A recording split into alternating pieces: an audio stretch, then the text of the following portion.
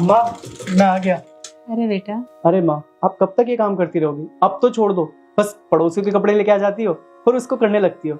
अरे अब उम्र हो गई है आपकी, अब ये छोड़ दो। अब तो देखो मैंने अपनी खुद की कंपनी खोल ली है, अब तुम्हें काम करने की जरूरत नहीं है। अरे बेटा, तुम तो जानते हो कि तुम्हारे पापा के जाने के बाद हमारा एक यही सहारा था। यही काम करके मैंने तुम्हें पढ़ाया लिखाया और आज इस काबिल बनाया कि तुम अपने पैरों पे खड़े हो सको। और वो कहते हैं ना बेटा कि अपनी जड़ को कभी नहीं भूलना चाहिए। और मेरा ये टाइम पास है बेटा। अब नहीं तो मुझे जरूरत क्या है, तुम काम करते हो। अगर मैं ये नहीं करूँ तो ऐसा लगता है कि आज सारा दिन कुछ किया ही नहीं है। इसीलिए सिर्फ मैं अपने टाइम पास के लिए करती हूँ बेटा। ये आज तुम इस काबिल हो कि मुझे काम की जरूरत नहीं है। हाँ माँ, मुझे समझ आ गई है आप क्या कहना चाहती हो। आप ही के आशीर्वाद से आज मैं जो कुछ भी हूँ वो आप ही की वजह से हूँ। बस आपकी फिक्र होती है, आपकी उम्र हो गई है और फिर आपको जब ये काम करते हुए देखता हूँ तो बेटा तुम्हें तो पता ही है कि मुझे ये काम करके मुझे कितना सुकून मिलता है। मैं जानती हूँ कि मुझे अब काम की ज़रूरत नहीं है। मैं नहीं काम करना चाहती, ये नहीं काम करूँगी मैं, क्योंकि मेरा बेटा इस लायक है कि मुझे अब काम की ज़रूरत नहीं है। लेकिन बेटा क्या करूँ, मेरे को सुकून मिलता है। कोई बात नहीं माँ, अगर आपको ये काम करने में खुशी मिलती है तो आप इसको कीजिए, आपको कोई नहीं रोकेगा। ये क्या फिर से खिटपिट लगा दिया है? सर में दर्द होता है। आपकी इस खिटपिट ने ना, पता है, इस घर की ना पूरी शांति को भंग कर रखा है। अदिति, कैसे बात कर रही हो माँ से? सारी तमीज भूल गई हो क्या? अमित, मेरी बात ना कान खोल कर सुन लो। तुम्हें ये बात अच्छी लगे या बुरी, आई डोंट केयर। पर एक बात बताओ, मुझे तो समझ में ही नहीं आता, माँ जी को ये काम करके मिलता क्या है? क्या दिखाना चाहती हैं आप? हाँ, और माँ जी एक बात बताओ, इतना पैसा तो है और कितना पैसा कमा लेती हो आप? करते क्या हो इतने पैसों का आप, ये बताओ ना।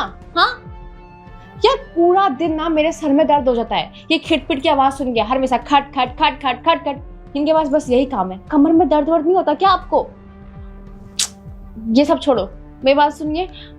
आज शाम को ना मेरे कुछ फ्रेंड्स आने वाले हैं और मैंने अपने घर पे किटी पार्टी रखी हुई है, तो प्लीज अपना ना ये सो कॉल्ड सा टाउन मार्केट लेके मत बैठ जाना, ठीक है? एक काम करना, जब सिलाई करनी ही होगी ना तो किसी रूम में चले जाना या फिर बाहर चले जाना।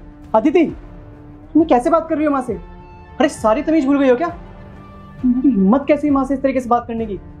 अदिति मेरी बात कान खोल के सुन लो, ये ना तुम्हारी पहली और आखिरी गलती है। इस बार मैं तुम्हें माफ कर रहा हूँ। आइंदा मैंने अगर तुम्हें इस टोन में माँ से बात करते हुए देखा ना तो मुझसे बुरा कोई नहीं होगा। अरे नहीं बेटा, बहू तो मेरा बहुत ख्याल रखती है। वो जरा सा नादानी में बोल गई है, कोई बात नहीं, छोटी है ना अभी, मैं तो बड़ी हूँ। कोई बात नहीं बेटा, बहू मेरे को बहुत प्यार करती है। माँ आप रहने दीजिए, मुझे अच्छे से पता है आपका कितना ध्यान रखती है कितना नहीं, कि आपसे कितना तमीज से बात करते हो कितना नहीं। और मुझे एक बात समझ में नहीं आती है कि आप हर बार इसकी गलतियों को झूठ बोल के बचा के लेती है। आप क्यों इसके लिए झूठ बोलती हो? और अदिति, तुम जिस काम को डाउन मार्केट की बात कर रही हो ना, ये वही काम है जिसकी बदौलत आज मैं जो कुछ भी हूँ।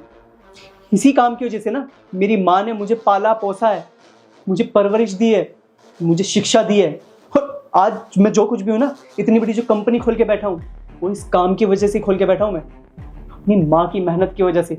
और अदिति, तुम क्या समझती हो अपना आप को? तुम कभी इतनी मेहनत कर सकती हो? कभी नहीं। तुम्हें पता है मेरी माँ ने ना रातों को जाग जाग कर काम किया है सिर्फ मेरे लिए, ताकि मेरे स्कूल की फीस जमा कर सके। और तुम क्या कर रही हो? इसी काम को नीचे दिखा रही हो। मेरे पास भले ही कितनी बड़ी कंपनी हो, पर इस काम से बढ़ के मेरे लिए कुछ भी नहीं है। पता है अदिति, मैं तुम्हें हमेशा माफ कर देता था। मैं तुम्हारी हर गलतियों को नजरअंदाज करता था सिर्फ इसलिए ताकि इस घर के अंदर कलेश ना हो। लेकिन आज तुमने हद पार कर दी है। अगर तुम्हें इस काम से ज्यादा ही प्रॉब्लम है ना, तुम्हें इस खटपिट से ज्यादा ही दिक्कत आ रही है, तो तुम इस घर से जा सकती हो। मैं तुम्हें डाइवोर्स दे दूंगा, क्योंकि मेरी माँ से बढ़ के ना मेरे लिए कोई नहीं है। और माँ, आपको ना ये काम रोकने की जरूरत नहीं है। आपका जब तक दिल चाहे अब तब तक कीजिए। नहीं अमित, मुझे प्लीज माफ कर दो, मुझसे बहुत बड़ी गलती हो गई। ना जाने मैंने क्या क्या बोल दिया। प्लीज ये मेरी नादानी समझ के मुझे माफ कर दो। मुझे पता नहीं था कि तुम्हें इतना बुरा लग जाएगा, और बुरा भी लगना चाहिए क्योंकि तुमने गरीबी देखी है और मैंने नहीं देखी है, इसलिए मैं इतना कुछ बोल गई।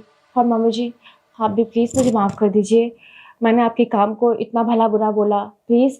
वो क्या है ना, शादी से पहले ना मैं अपने मायके में जब थी, तब मैं जो भी कुछ मांगती थी ना, तो एक बोलने पे ना मेरे आगे ला के रख देते थे घर वाले, इसलिए मुझे एहसास नहीं हुआ। लेकिन आपने तो पहले वाले टाइम्स देख रखे हैं ना, इसलिए मुझे प्लीज़ माफ़ कर दीजिए। आज के बाद से ऐसी कभी भी कोई भी गलती नहीं करूँगी। इवन मैं किसी और के साथ भी ऐसा बिहेव नहीं करूँगी जो भी इस गरीबी से जूझ रहे हैं। मुझे प्लीज़ माफ़ कर दीजिए, प्लीज़। आइंदा नहीं होगी ऐसी कोई भी गलती। कोई बात नहीं बहू, क्या हुआ? तूने कुछ थोड़ा बोल दिया तो क्या हुआ? अरे तू बहुत छोटी है बेटी, अभी तो बहुत छोटी है। कोई बात नहीं, इतनी बात होने के बाद तुझे कुछ सबक तो मिला।